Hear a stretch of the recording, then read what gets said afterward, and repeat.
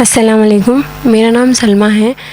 یہ گھروں میں جو دسترخوان بچھا کے جو آیتیں پڑھتے ہیں، اللہ کے 99 ناموں میں سے کوئی ایک نام پڑھتے ہیں، اس کے بعد کھانا سالن رکھ کے فاتحہ دلاتے ہیں، تو کیا ایسے جلسے میں جانا جائز ہے؟ بہن نے سوال کیا ہے کہ جس طرح ہمارے معاشرے میں گھروں میں اللہ کے ذکر کے لیے دسترخوان بچھاتے ہیں، بیج وغیرہ کے ساتھ فاتحہ وغیرہ دلاتے ہیں، تو کیا یہ جائز ہے؟ یہی آپ کا سوال ہے۔ بہن دیکھیے، اللہ سبحانہ تعالیٰ نے قرآن مجید میں سورہ احزاب میں فرمایا کہ تم اللہ کا نام گھروں میں ذکر کرو۔ تو اس نیت سے اگر ہم کر رہے ہیں تو پھر وہ طریقہ ہم کو اللہ کے نبی صلی اللہ علیہ وسلم کا ہونا چاہیے۔ ہم ذکر اللہ کا کرنا چاہتے ہیں، لیکن طریقہ اللہ کے نبی صلی اللہ علیہ وسلم کی سیرت اور صحابہ کی سیرت سے نہیں لے رہے ہیں، تو وہ بدعت میں آ گیا۔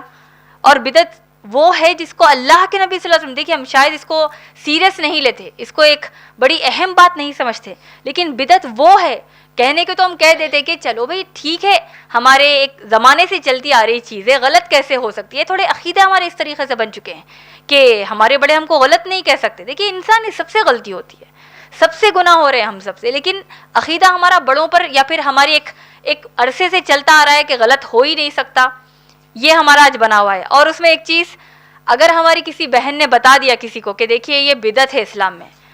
تو کہا جاتا ہے کیوں بدعت ہے؟ ٹھیک ہے، آپ جو کر رہی ہیں اس کا پروف لے کر آؤ۔ تو ہماری کئی بہنوں کو غصہ بھی آ رہتا ہے، ہر بات کا پروف چاہیے کیا؟ چاہیے، اسلام میں ہر بات کا پروف چاہیے۔ کیوں؟ کیونکہ عمر رضی اللہ تعالیٰ عنہ کا ایک واقعہ ہے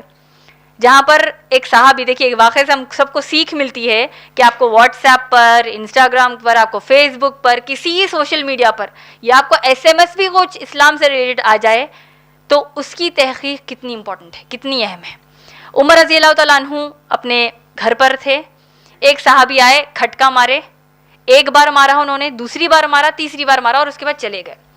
عمر رضی اللہ تعالیٰ عنہ باہر آئے اور کہنے لگے کہ تم کیوں چلے جا رہے ہو، میں تو آنے ہی والا تھا۔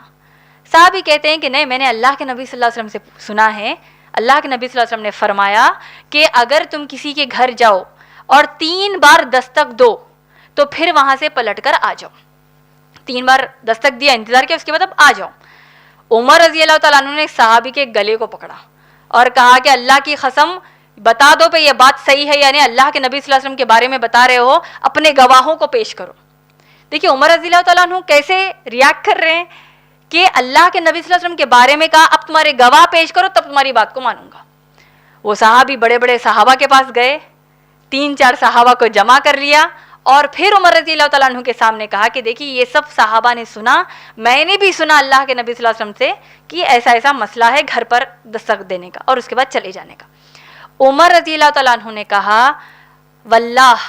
اللہ کے نبی صلی اللہ علیہ وسلم کا صحابی جھوٹا نہیں ہو سکتا، لیکن میں نے یہ عمل اسی لیے کیا تاکہ آنے والی ہماری جو نسل ہے، آنے والی جو ہماری مسلمان قوم ہے، ان کو بتاؤں کہ جو کچھ اسلام کے نام پر آ رہا ہے اس کو ایسے ہی مت لے لیجیے۔